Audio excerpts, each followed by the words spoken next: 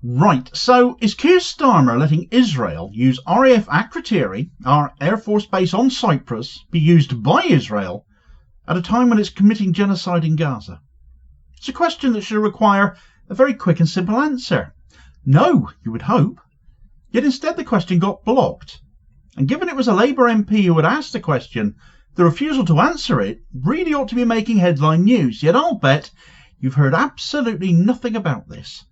When Labour MP Kim Johnson submitted a question in Parliament concerning potential Israeli use of the British airbase RAF Akrotiri in Cyprus, the government refused to answer it, instead announcing that the government was blocking questions on the use of military bases, basically saying even to their own MPs, "How dare you scrutinise us? We won't let you."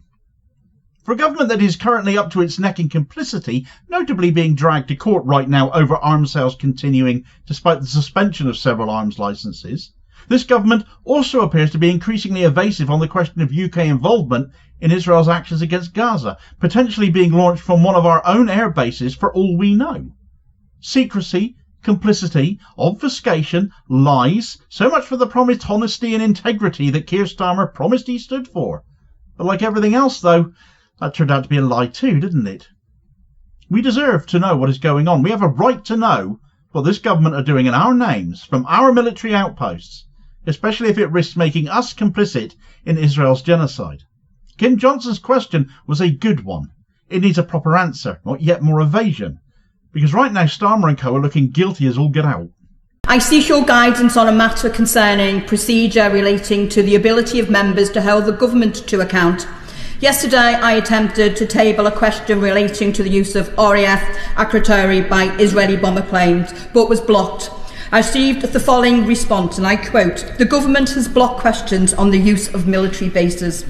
The reasoning for this block was given as an answer from the Minister to a similar question tabled by the Right Honourable Member for Hayes and Harlington on the 4th of October, with the Minister responding on the 14th of October. Since then, 6 questions have been tabled relating to the activities of RAF Akrotiri during this time, all without obstruction, and they all received timely answers from the Minister.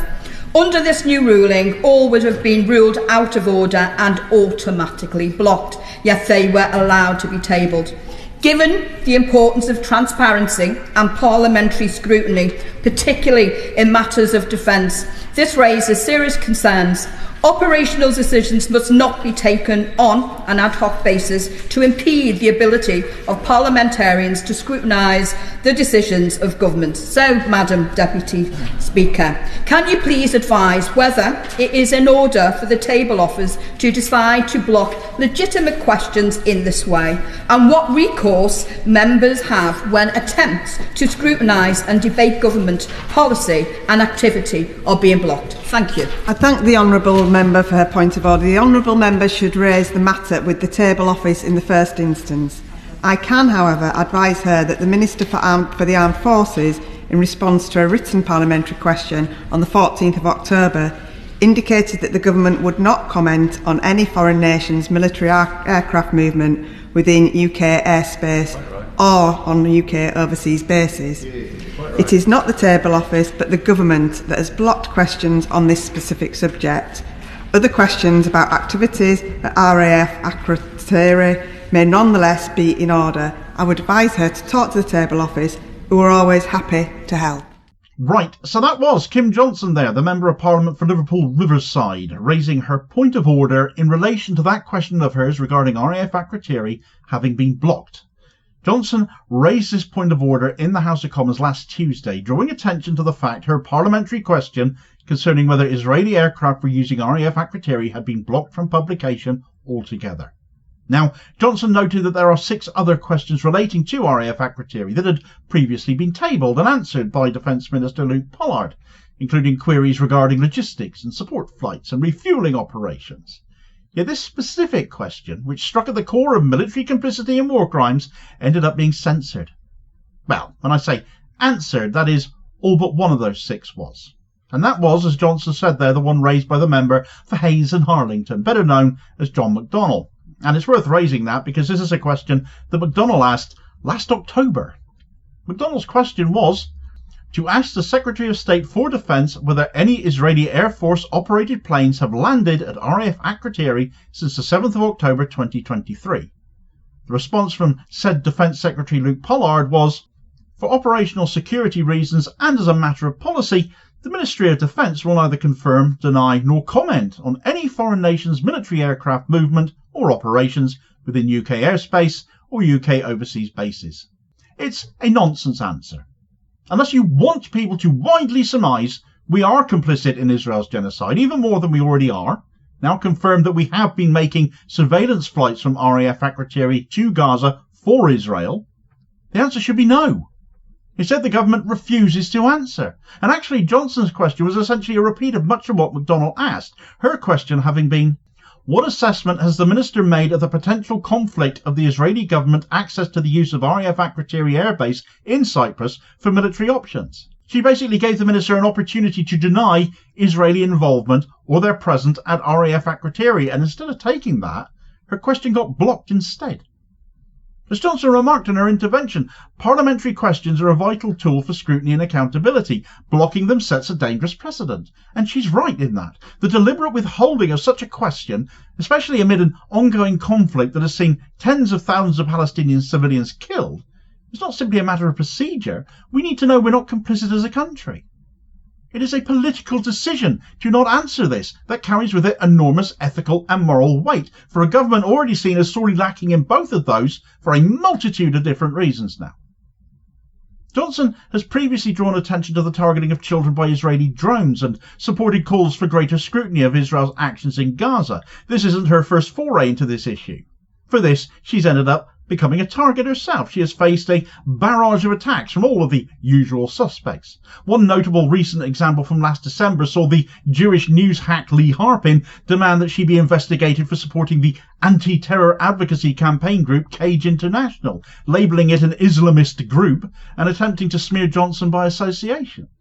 Another example came in early 2023 when Johnson was forced to apologise after calling the Israeli government fascist in Parliament, a term a great many of us wouldn't exactly argue with her over, would we?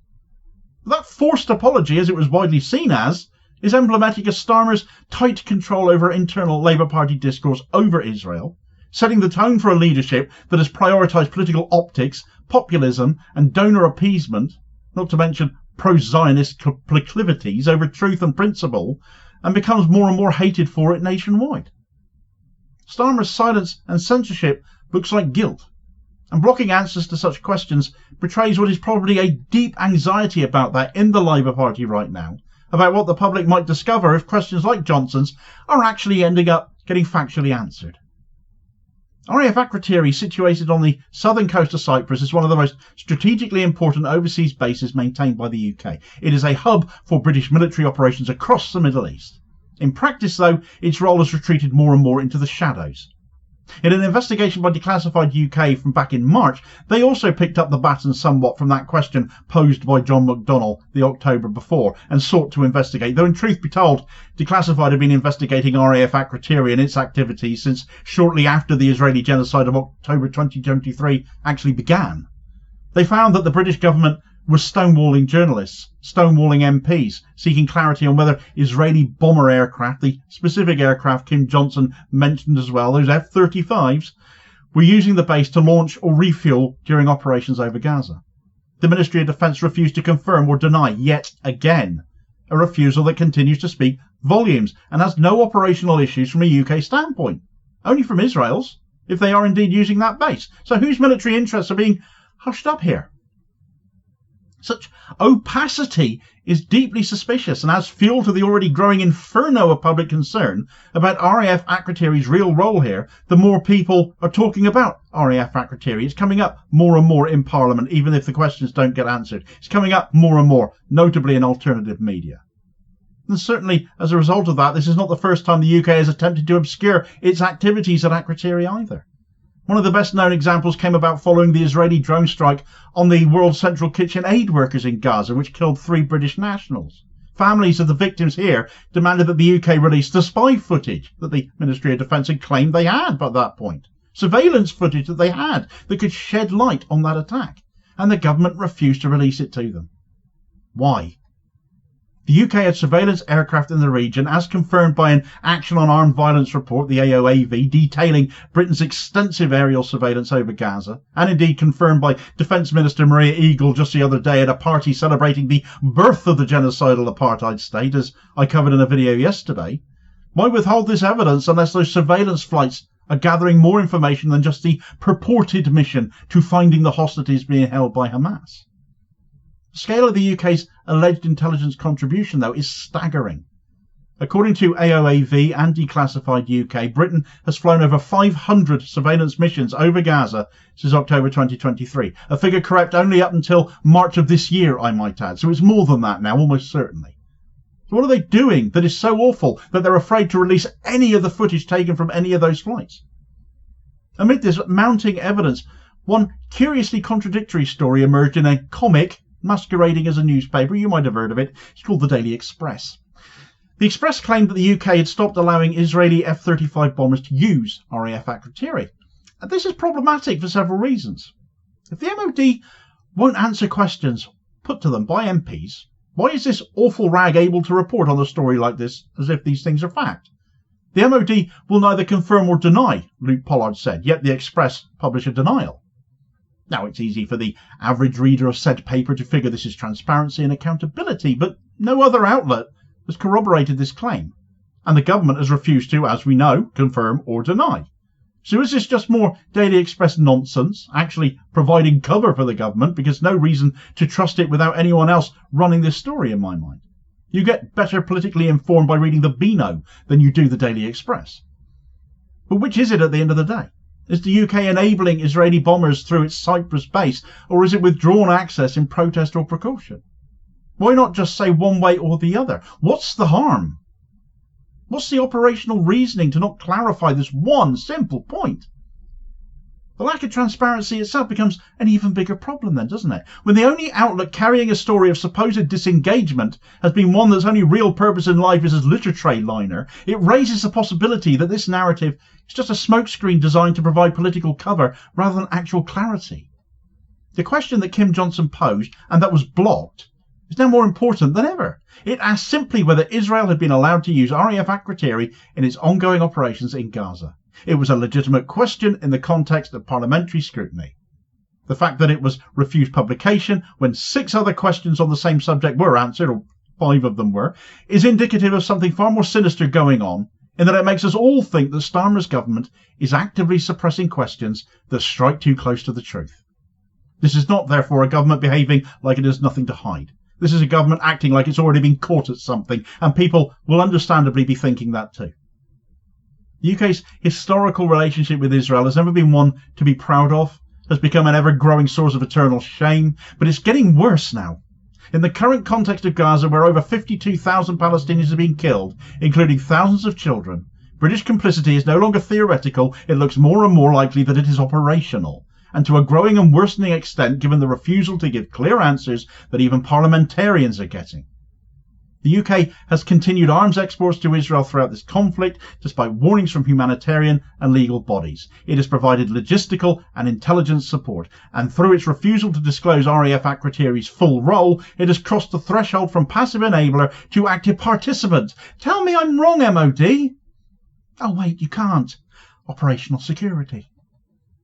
A Westminster Hall debate in March forced the government to face these allegations as well. Yet again, instead of providing clarity, Luke Pollard offered vague platitudes about the UK's commitment to international law while evading the specifics asked for.